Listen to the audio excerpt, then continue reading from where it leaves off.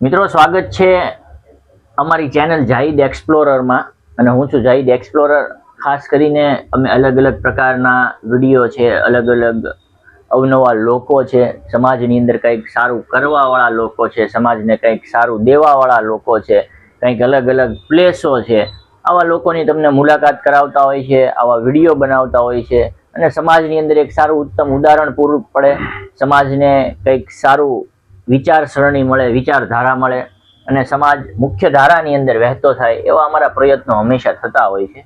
ત્યારે લેજન્ડ લોકો હોય છે, જે સારા કાર્ય કરવાવાળા લોકો હોય છે, એ હંમેશા કેમેરાની સામે આવતા ઘણા બધા ના પાડતા હોય છે કે ભાઈ અમે જે કંઈ કરીએ છીએ કોઈને બતાવવા માટે, પણ હકીકતમાં જો એ લોકો સામે આવે તો સમાજની અંદર એક સારું ઉદાહરણ પૂરું પડે એમ છે અને સમાજની અંદર યુવાઓ છે, લોકો છે, મહિલાઓ છે, એની અંદર એક સારા વિચારો આવી શકે એમ છે।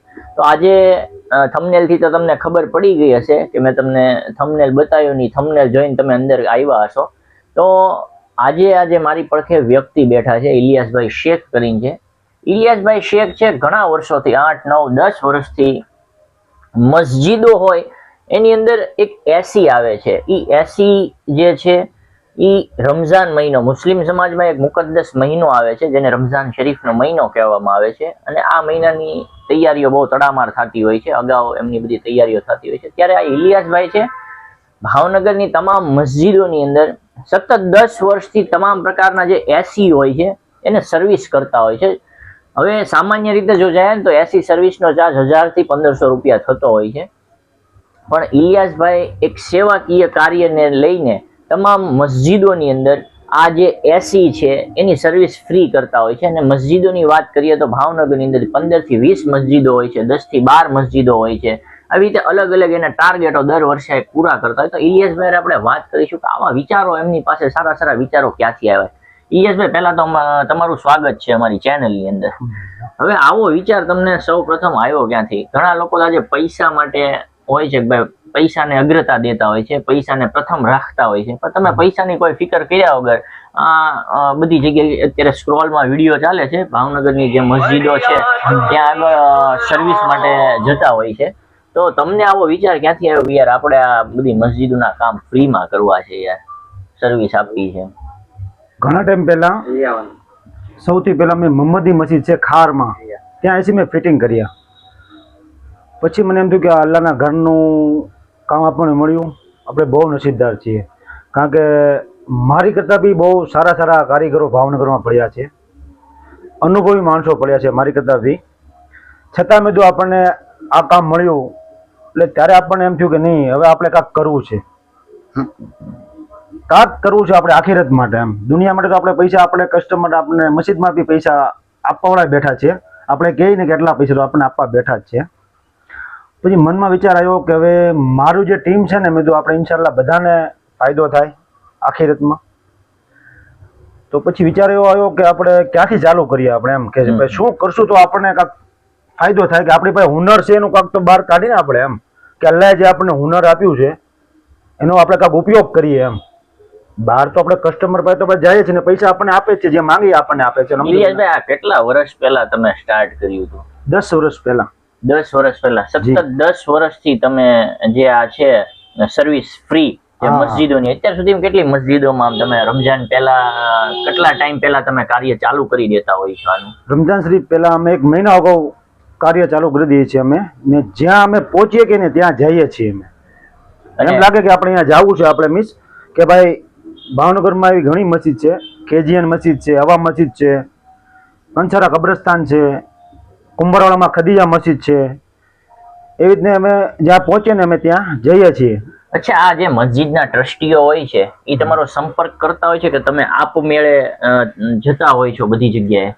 અમે મારી સાથે અમે એને ફોન કરીએ છીએ ટ્રસ્ટીને, કારણ કે ટ્રસ્ટી બધાય મને ઓળખે છે ને હું એ લોકોને ઓળખું છું, એટલે જેટલા મારા ટચમાં છે ને હું સામેથી ફોન કરીને કહું છું કે ભાઈ રમઝાન શરીફ આવે છે તો અમે લોકો ભાઈ સર્વિસ કરીએ નાખીએ ને તો રમઝાન શરીફમાં ઇન્શાલ્લાહ વાંધો ન આવે બધાને, નમાજીઓને, કે ભાઈ કુલિંગ વ્યવસ્થિત મળે અને સાફ સફાઈ થઈ જાય।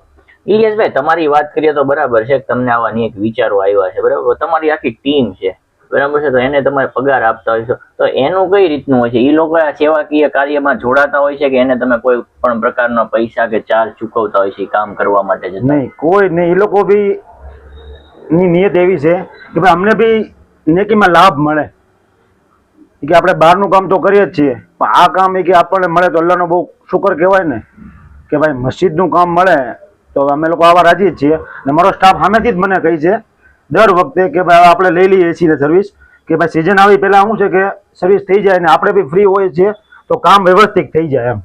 સામાન્ય રીતે જો આ એસી, જાણે કે મારા ઘરનું એસી છે ઇલિયાસભાઈ, અને મેં તમને કીધું કે ભાઈ સર્વિસ કરી જાજો, તો એનો ચાર્જ શું થતો હોય? તમારે સર્વિસનો ચાર્જ થાય તમારે 1000 રૂપિયા થાય એક એસીનો, અને ઇન્ડોર આઉટડોર બે કરીએ તો 1500 રૂપિયા થાય આપણે બંનેનો. તો આ તમે યાર આટલી મસ્જિદોના આટલા એસી, અમુક મસ્જિદની 3 એસી હોય, અમુકમાં 4 હોય, મોટી મસ્જિદ હોય તેમાં 6 એસી હોય, તો આવું બધું કેમ તમને યાર પરવડે છે? કે તમને એક શોખ છે, અમને પહેલેથી ઘણા ટાઈમથી શોખ છે, અમારી આખી ટીમને શોખ છે, મને એકને નહીં, કે ભાઈ આપણે રમજાન શરીફ આવે પહેલા બધી મસ્જિદમાં જ્યાં પહોંચીએ કે ને ત્યાં આપણે સર્વિસ ઇન્શાલ્લાહ કરી જ નાખવાના બધા. અને અમે અલ્લાહ ચાહે ને જિંદગી જ્યાં અમારી રહી ને ત્યાં સુધી અમે કામ કરતા રહીશું, અમારી આખી ટીમ બી કરતી રહેશે ઇન્શાલ્લાહ. તો પછી આખું વર્ષ તમારા ધંધામાં ને એમાં રોજી ને એમાં કેમ હોય? બહુ બરકત થઈ જાય. બધા એમ કહેતા હોય છે કે શિયાળામાં તમે શું કામ કરો છો, શું કરો, પણ મને નથી ખુદને ખબર પડતી કે અલ્લાહ મને ગેપથી રોજી આપી દઈશ. એ કામ હું કરું છું ને મસ્જિદનું, એટલે મારે 20 વર્ષ થયા આ લાઈનમાં, 20 વર્ષ. 2005 થી હું એસીનું કામ કરું છું. 2005 થી લઈને અત્યારે 2026 ચાલે છે. અલ્હમ્દુલિલ્લાહ મારે કોઈ તકલીફ નથી પડી એમ. અલ્લાહનો બહુ એહસાન છે કે હું લાવું કે એની બરકત જ છે મારે. અને બીજું, અત્યારે તમને હજારો લોકો ગુજરાતના જોવે છે, ખાલી ભાવનગરના નહીં, બરાબર છે? તો લોકોને તમે શું એક વિચાર છે, એક સંચાર છે, યુવાઓ છે, મુસ્લિમ સમાજના યુવાઓ છે, દરેક સમાજના યુવાઓને શું કહેવા માંગશો કે ભાઈ શું કરવું જોઈએ સેવાકીય કાર્યની અંદર?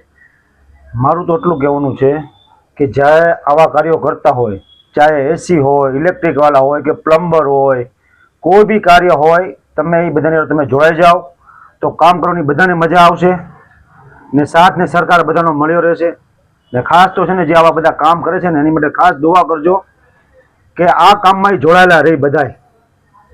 અને હાલમાં જે તમારી અત્યારે જે પેઢી ચાલે છે, દુકાન ચાલે, એ કઈ જગ્યાએ આવેલી છે? મારી દુકાન છે મનુભાઈ ગાંઠિયાવાળા, નવાપરા, સાયન્સિલા કોમ્પ્લેક્સમાં નીચે મારી શોપ છે પરફેક્ટ કુલિંગ નામની. ને જો તમે બી મારી હારે જોડાવા માંગતા હોય મસ્જિદની ખિદમત માટે તો જરૂર મને કોલ કરજો. તો મિત્રો, આ હતા ઇલિયાસભાઈ શેખ. તેમના વિચારો ખૂબ જ નેક છે, તે સારું કાર્ય કરવા માંગે છે, સમાજમાં સારા વિચારો. જેણે કીધું કે બધાએ તમામ લોકો જે છે એ જોડાઈ શકે છે આ સેવા કાર્યની અંદર. એ કોઈ પૈસા, એમની ટીમ છે એ પણ પૈસા નથી લેતી. હંમેશા અમે આવા લોકોના જે સારા સારા વિચારો છે એ જ આપની સમક્ષ જે રજૂ કરતા હોઈએ છીએ, અને આવા વિચારોથી જ તે સમાજની એક મુખ્ય ધારામાં રહેતો થવાના એક સારા વિચારો, ઉત્તમ ઉદાહરણો મળે છે. અને ત્યારે જ તે જેને કહેવાય ને કે એક સારી ઉર્જાનું નિર્માણ થાય છે, જે પોઝિટિવ ઉર્જા જેને કહેવામાં આવે, સારા વિચારો આવે, એનું સંચાર થાય છે. તો ખાસ કરીને તમારી આજુબાજુમાં કોઈ આવા વ્યક્તિઓ હોય તો તમે અમને જણાવી શકો છો.